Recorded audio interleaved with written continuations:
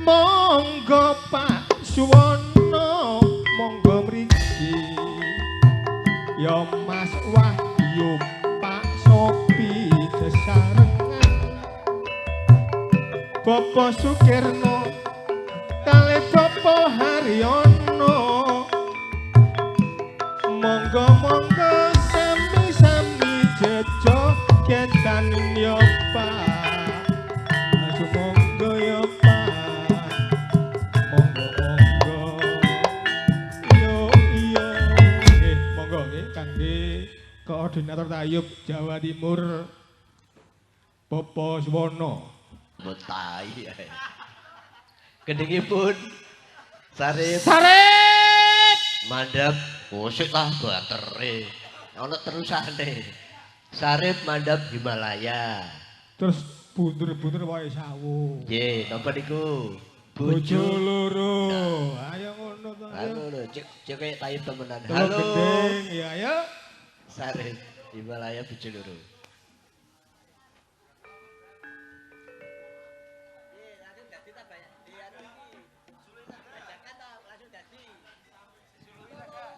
Sarep. Dorong wae ini.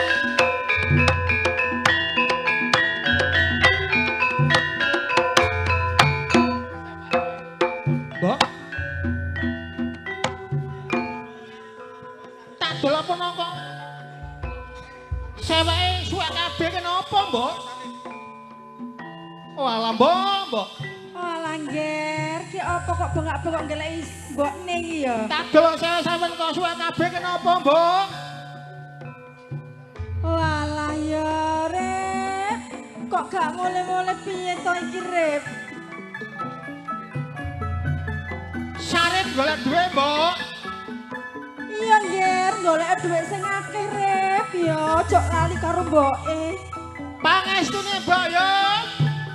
Ya nang budal ngger, tak istoni.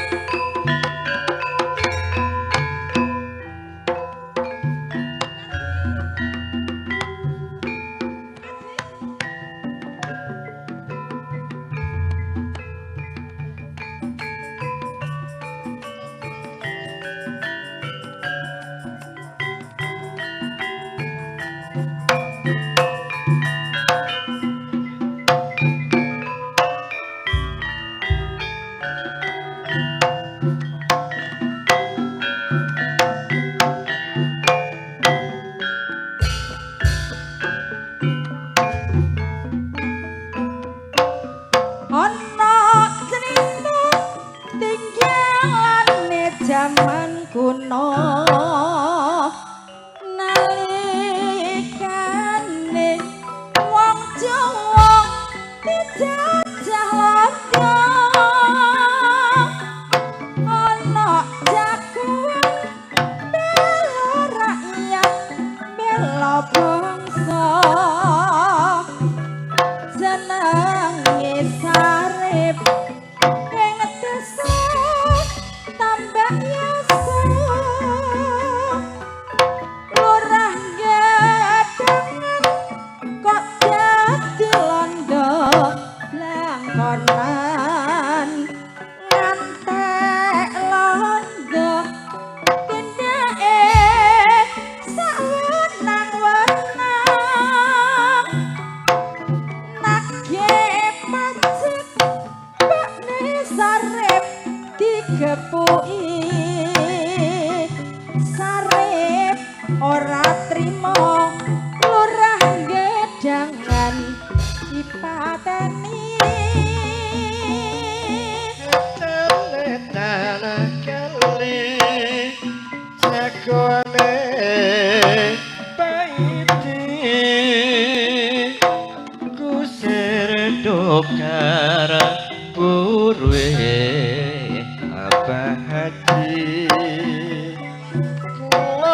kulon kali Sarip jagoan sakti musuh bebuyutan baiti ditutup mati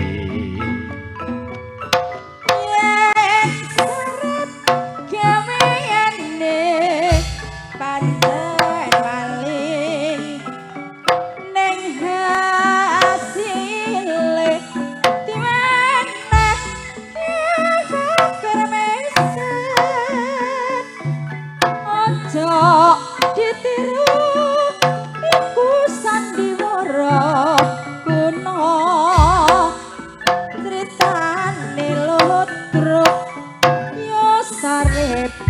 Mbak Yoso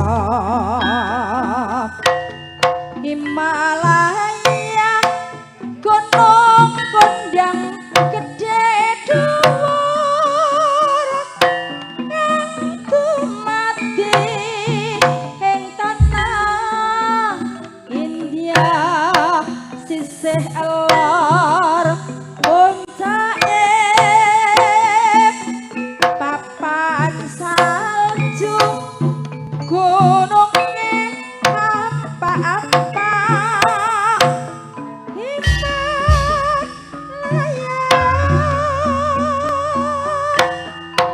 Himalaya gunung kondang gede dhuwur kang dumadi ing tanah India sisih lor puncake papan salju gununge hampa-hampa Himalaya Himalaya gunung kondang gede dhuwur dumadi ing tanah India sisih lor puncake papan salju gununge apa-apa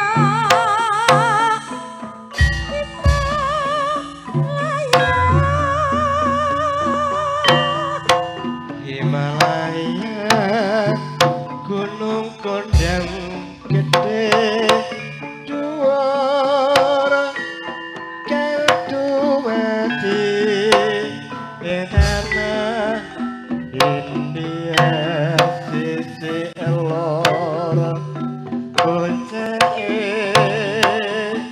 papan salju gununge hampa-hampa Himalaya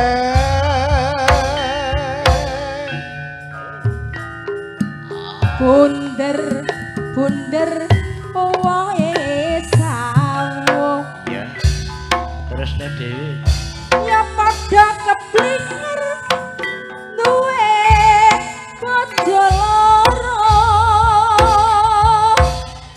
bojo sing enom ya mesti njaluk disayang sing tuwa njur wegah ditinggal sirah mumet ora bisa turu andung tresna uga andung watu mikir butuhe ya mikir belanjane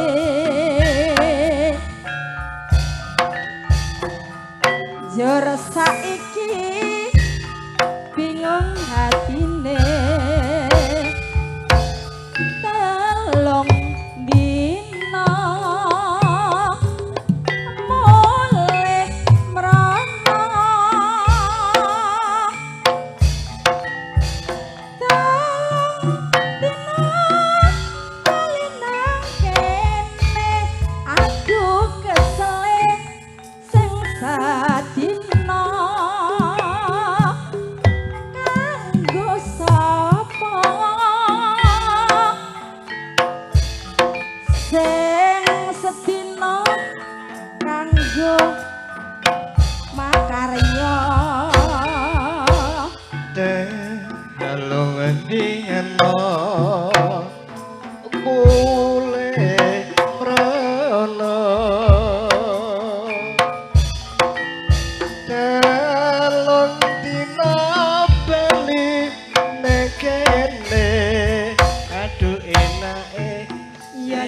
Setino kanggo sapa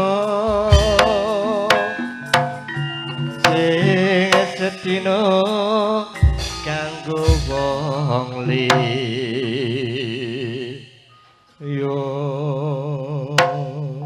Sembah nuwun dulurku nggih semanten